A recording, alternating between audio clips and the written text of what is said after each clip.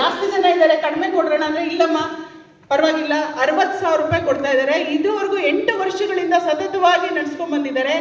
ಈ ವರ್ಷ ಅವ್ರು ಇಲ್ಲದೆ ಇದ್ರು ಸಹ ಇಷ್ಟು ಜನ ಸೇರಿರೋದು ನೋಡಿ ಅವರ ಮನಸ್ಸು ಎಂಥ ತಾಯಿ ಮನಸ್ಸು ಅಂದರೆ 20 ಜನಕ್ಕೆ ನಾನು ಸ್ಕಾಲರ್ಶಿಪ್ ಕೊಡ್ತೀನಮ್ಮ, 60,000 ರೂಪಾಯಿ ಫೀಸ್ ಕಟ್ತೀನಿ ಅಂತ ಹೇಳಿದ್ದಾರೆ.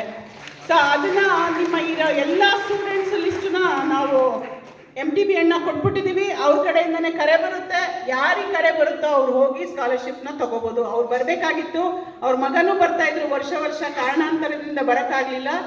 ಸೊ MTB ರಾಜೇಶ್ ಮತ್ತು MTB ಅಣ್ಣ ನಾಗರಾಜ್ ಅಣ್ಣ ಅವ್ರಿಗೆ ನಮ್ಮ ಸಂಸ್ಥೆಯಿಂದ ನಮ್ಮ ಎಲ್ಲ ವಿದ್ಯಾರ್ಥಿಗಳ ಪರವಾಗಿ ಅವರ ಪೋಷಕ ಪರವಾಗಿ ನನ್ನ ವಂದನೆಗಳನ್ನ ಕೊಡ್ತಾ ಇದ್ದೀನಿ.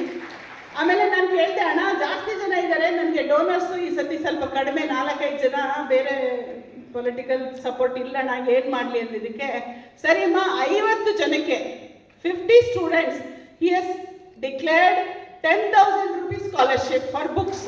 ಎಷ್ಟಾಗುತ್ತಮ್ಮ ಬುಕ್ಸ್ಗೆ ಅಂದರು? 10,000 ರೂಪಾಯಿ. ಆಯ್ತಮ್ಮ, ನಾನು ಬುಕ್ಸ್ಗೆ ಕೊಡ್ತೀನಿ ಅಂತ. ಹಾಗಾಗಿ ಲಿಸ್ಟನ್ನ ನಮ್ಮ ಎಲ್ಲ ಲಿಸ್ಟನ್ನ ಅಣ್ಣ ಕೈ ಕೊಟ್ಟಿದ್ದೀನಿ. ಯಾವುದೇ ಶಿಫಾರಸು ತರಬೇಡಿ ದಯವಿಟ್ಟು, ನಾವು ಯಾವುದು ಪೊಲಿಟಿಕಲ್ ಪಾರ್ಟಿನಲ್ಲಿಲ್ಲ, ದಯವಿಟ್ಟು ಶಿಫಾರಸು ತರಬಾರ್ದು.